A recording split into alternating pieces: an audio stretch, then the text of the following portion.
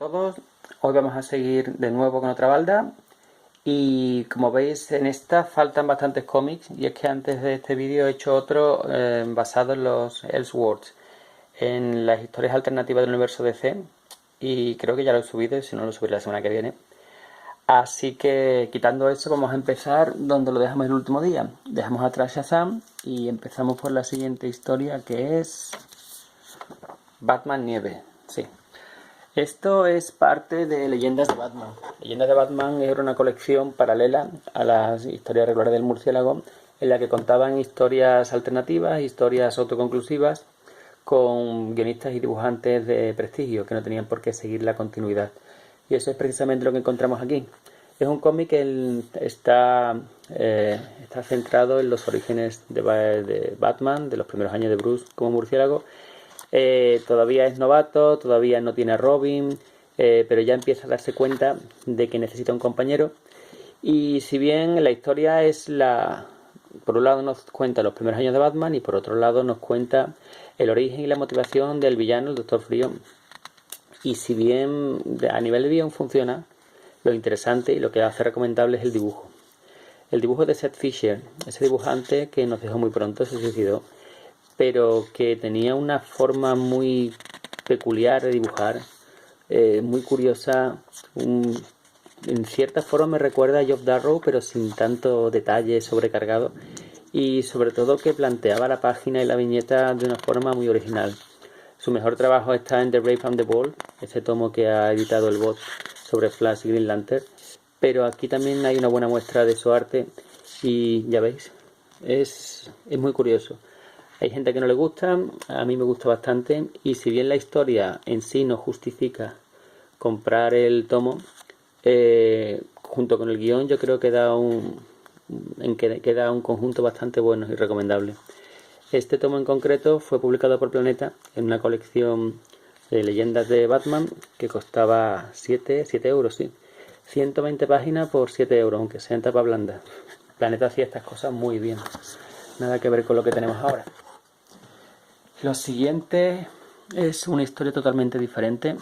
Tenemos el equipo rojo de Garth Ennis y Craig Cermak, que la verdad es que no lo conozco y no es especialmente bueno. Esto es el Ennis en condiciones, el Ennis que se toma en serio lo que está contando, no el caca culo pis.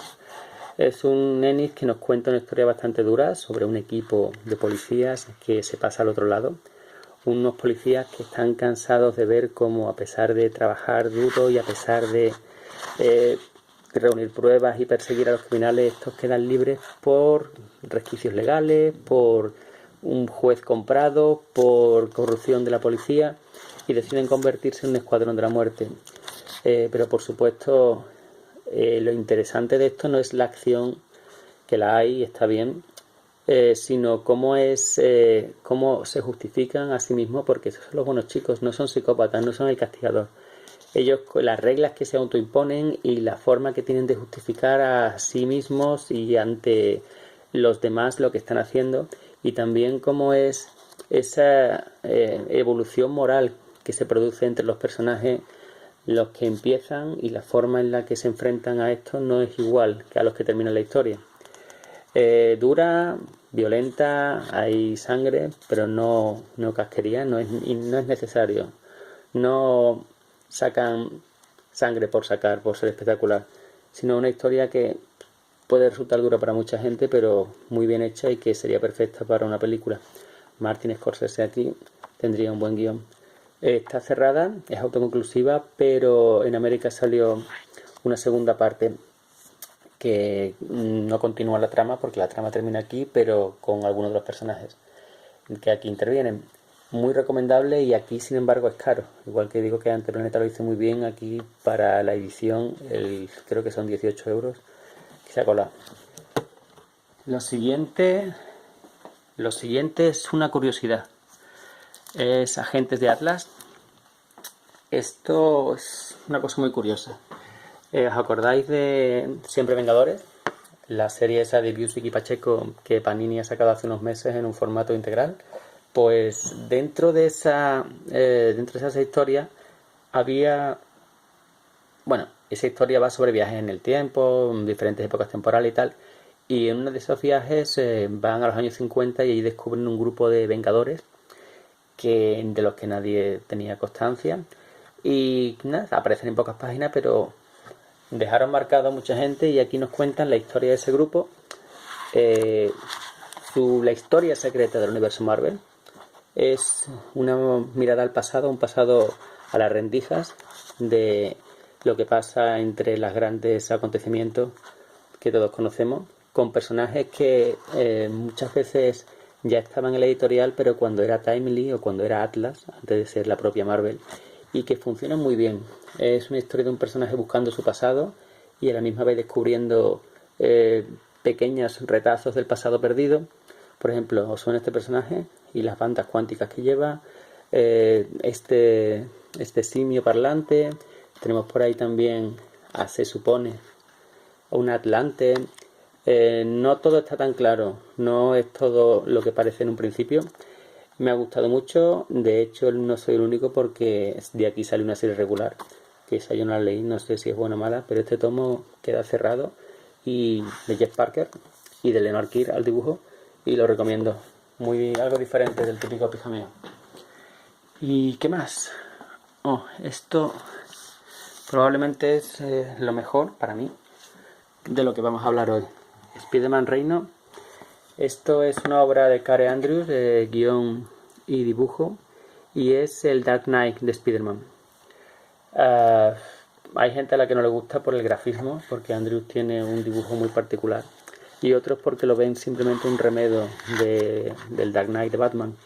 Pero yo lo disfruto muchísimo porque, si bien es un dibujo que no es fácil, pero te presenta un futuro distópico, al igual que en el de Dark Knight. Vemos a un Peter Parker anciano, cansado y que se ha rendido. Hace mucho que ha dejado de ser Spider-Man, no nos explican por qué al principio, y nos cuenta que está en una especie de estado, no sé, policial, como estaban en Dark Knight. Y lo interesante aquí es, como siempre, ver cómo se levanta Peter, y a la misma vez que vemos el resto de personajes, que fue de Mary Jane, que fue de Jameson, quién es el enemigo detrás de todo esto. Y hay momentos que son joyas. El momento a por ellos tigre, se le ponen los pelos como escarpias. Una gran obra que la verdad tiene menos renombre del que debería, y que si os gusta Spider-Man es imprescindible.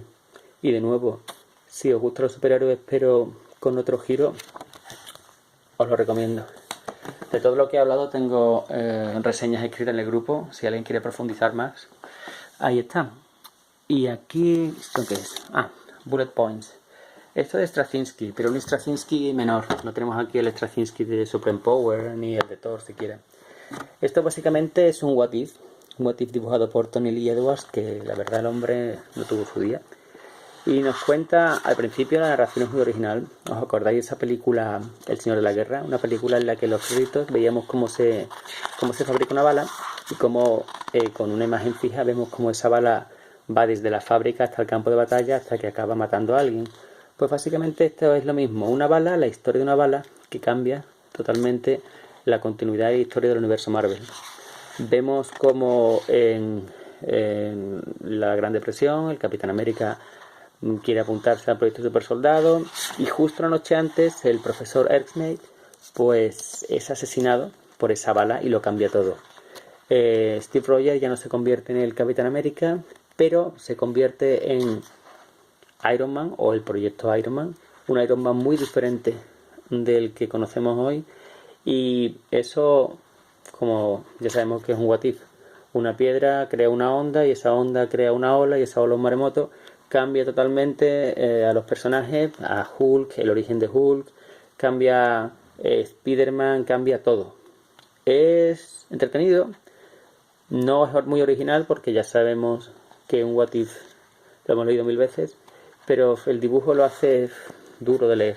Está bien si te gustan ese tipo de historias alternativas, pero si no, creo que te lo puedes ahorrar. Y aquí tenemos algo de cómic alternativo, más o menos. Trees, de Warren Ellis. Warren Ellis hace mucho tiempo que para mí no da con la tecla. Yo creo que se ha acomodado. Incluso las alabadas etapas del Caballero Luna, o lo último que hizo, que era una especie de remedo de Planetary, que no recuerdo el nombre, que yo prácticamente no me enteré de nada. Y aquí esperaba encontrarme lo mismo, pero la verdad es que quizá por esa falta de pretensiones y de esperarme algo, pues me ha gustado. Esto es un futuro en el que han aterrizado en la Tierra diferentes árboles, le llaman, son estructuras alienígenas que aterrizaron hace años y que se han quedado ahí en diferentes puntos del planeta sin hacer nada, prácticamente nada. Con el tiempo la humanidad se ha acostumbrado y estos son pequeños trozos de historia en la que nos cuentan cómo los árboles afectan individualmente a los personajes. Hay una historia de unos científicos en el Polo Norte, de un chico chino con una sexualidad ambigua que no termina de encontrar su sitio, en un pueblo de Italia, una chica que quiere ser más de lo que su situación le permite. Las historias también, mi favorita es el del chino, que el concepto, como siempre, Warren Ellis, aunque esté en horas bajas, tiene ideas geniales. Los chinos, la China comunista, ha creado una ciudad de artistas, una ciudad en la que todo está permitido, una ciudad para experimentar, es como un gran experimento, a ver qué pasa. Y es un concepto que estoy seguro que sería posible en la realidad, conociendo a los chinos. El caso, la serie en sí, el argumento central, lo de los árboles, no se explica demasiado, por lo menos no en este tomo. En Estados Unidos hay otro tomo, pero tampoco cierra, queda inconcluso. Pero las historias individuales, la mayoría funcionan, menos la historia de las chicas, que me parece bastante cogida por los pelos y ridícula. Las otras funcionan y es una buena lectura, entretenida si no esperas encontrarte una Planetary o si no quieres encontrar otro Transmetropolitan, porque aquí esto no lo es. Y nos da tiempo de uno más, creo. Esto. X-Men Noir. Pues esto es lo que dice el título, los X-Men, pero contando una historia de género negro en los años 20, en los años, de la Gran Depresión. Es una historia muy buena, podría funcionar perfectamente sin los X-Men. Lo divertido de aquí es ver cómo se han trasuntado los personajes. Vemos a un Magneto que es una especie de capo local, vemos a Mercurio que se rebela contra eso, vemos a los X-Men que son una cuadrilla se supone, ladrones y rateros liderados por Xavier, que Xavier viene a hacer aquí el papel del maestro de ladrones de Charles Dickens en una de sus obras. Es una obra que funciona muy bien. Aparece también el Ángel, ese personaje que ha aparecido algunas veces en la Edad de Oro y algunas veces lo han tomado como personaje en obras como Brubaker, por ejemplo. Una obra muy sólida, con un muy buen dibujo. Los personajes son diferentes, que es lo divertido de estas historias. Si tú vas a ver a lo mismo que vas a encontrarte en las series normales de cada mes, para que comprarlas. Y la verdad es que me gustó mucho. Y una última ya es